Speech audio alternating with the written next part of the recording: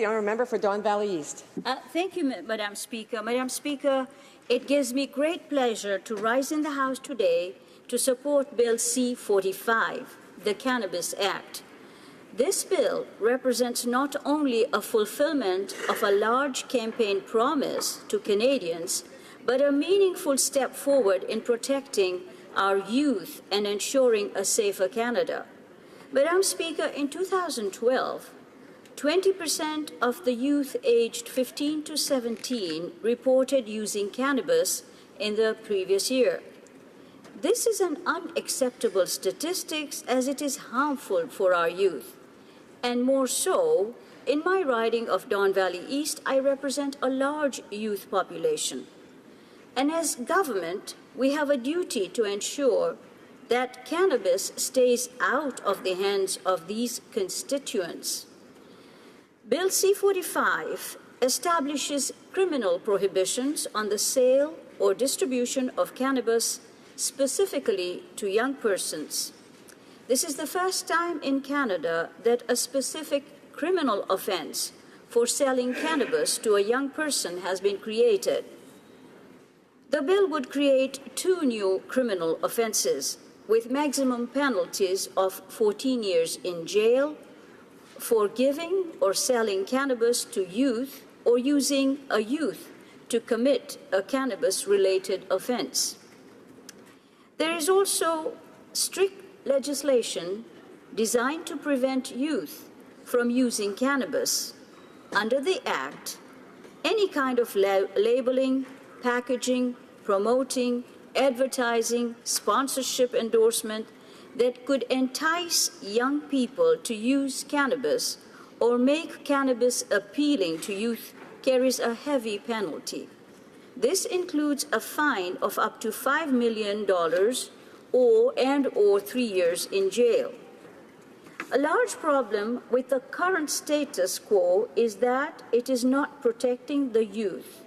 As we have heard, there is a large number of young people who have had their lives irreparably damaged by minor cannabis possession through charges.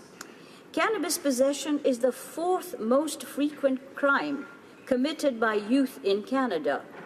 Bill C-45 seeks to avoid subjecting youth to the lifelong consequences of a criminal record. Individuals under the age of 18 years would not face criminal prosecution for possession or sharing very small amounts of cannabis. And any violation of that act by the youth would be subjected to the youth criminal justice system. On top of these measures, our government has committed $9.6 million over 5 years to a comprehensive public education and awareness campaign designed to inform Canadians, including youth, about the risk and harm of cannabis use. In 2012, 33% of people aged 18 to 24 reported using cannabis in the previous year. Currently, Madam Speaker, cannabis procurement is a very dangerous activity. It involves contacting criminal dealers or visiting illegal pot shops, arranging secret cannabis buy, and worrying about the content of the drugs. There is a serious issue with the cannabis that is currently in circulation that has been combined with other potent drugs or has an abnormally high THC content. While overdosing from cannabis is not likely, an impure form of cannabis can lead to an extremely unpleasant reaction to the drug. Bill C-45 allows those who are regular consumers and those who are looking to experiment to consume safe and related drugs. It also allows for the government to regulate the sales and production of these drugs, taking the profits out of the hands of the criminals. In 2013, 67% of police-reported drug offenses involved cannabis, and of those, 80% were possession offenses. The current criminal justice system is overrun with people who committed non-violent possession crimes. This bill aims to eliminate this burden, thereby allowing our justice system to be more effective in protecting Canadians.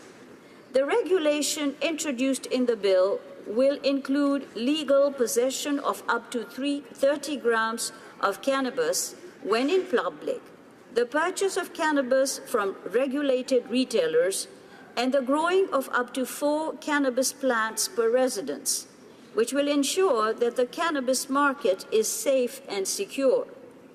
New regulations on minor possession will also allow our police force to focus on the important work of keeping cannabis out of the hands of our youth and the proceeds out of the hands of the criminal. This bill represents political cooperation to the utmost extent. All 3 levels of government, the municipal, the provincial, and federal, have worked together, along with private Canadian citizens, to ensure the best possible legislation, one that will protect Canadians. I would also like to congratulate the Task Force on Cannabis Legalization and Regulation for their hard work. Through their tireless work, engaging in cross-country consultation with all levels of government, as well as experts, patients, advocates, Indigenous people, governments, and representative organizations, youth, employers, industry, etc., they have provided meaningful advice on this new legislation and the regulatory framework. The proposed Cannabis Act will create a strict framework for controlling the production, distribution, sale, import, export, and possession of cannabis in Canada. Madam Speaker, I am proud to be able to tell the members of my constituency, many of them youth, that the government they elected is truly working for them. I am proud to tell them about the immense amount of work that our government did and is doing above and beyond to fulfill the campaign promises that many Canadians feel so strongly about. I am confident that the Cannabis Act will lead to a safer and better Canada. Thank you, Madam Speaker. Questions and comments? Questions et commentaires? Oh, the honourable member for Windsor West. Thank you, Madam Speaker. It's a long way off down here. Thank the honourable member for her speech, and it gives me a couple of things to think about that are important, though, is a continuation of the criminalization of youth and other people that have serious consequences. For example, in my riding, we have a truck driver who works for Ford. He's worked for Ford for 20-plus years, does just-on-time delivery, but when he was 18, he does have a criminal record from 20 years back related to possession of cannabis, and he has no other record from that, and it creates problems in employment and so forth we have to deal with on a regular basis.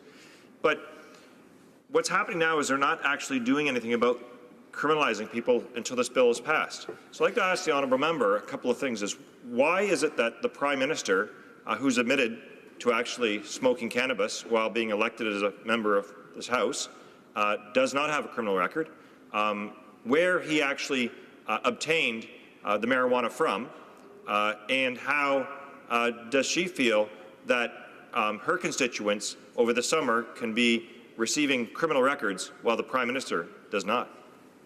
Honourable member for Don Valley East.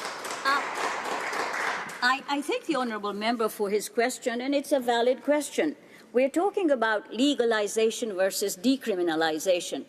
And under decriminalization, you cannot, if you don't, the current law makes it a criminal offense. If you keep the current law, then you have no basis for conversation. With legalization, we will make strict regulations for the sale and possession. We will ensure the safety of Canadians. We will remove the criminal activity because it is the criminal organizations that are benefiting from it. So by decriminalization, we can decriminalize it, but it still does not reduce the fact that the activity is still in the hands of criminal or crime organizations. So I think there is a balance to be held. The second thing that I want is that the bill cannot automatically remove what is the status quo at the moment till we have had discussions at committee level. But I thank the member for his input, and I hope that at committee level they'll get more intelligent report and inputs. Questions and comments? The honourable member for North Okanagan-Shuswap. Thank you, Madam Speaker. And I often hear how the Liberal members on the other side talk about how they're going to take marijuana and cannabis away from the criminal activity. The first thing they want to do is to put a tax on it, get a tax revenue from that. How can they possibly, pardon me, through you, Madam Speaker, how can this member possibly think that they will take the marijuana and cannabis growth and trafficking out of the criminal element when the first thing they want to do is make it more expensive than the illegal sector can produce and sell it for because of their tax system? How do they think that's even possible? The honourable member for Don Valley East. Madam Speaker, I thank the honourable member for his question. At the moment, the cannabis that is being smoked by our kids, and there's a huge statistics, if you go to any school, children are smoking cannabis more than they are smoking cigarettes. And so it is important that the product that they have is a safe product.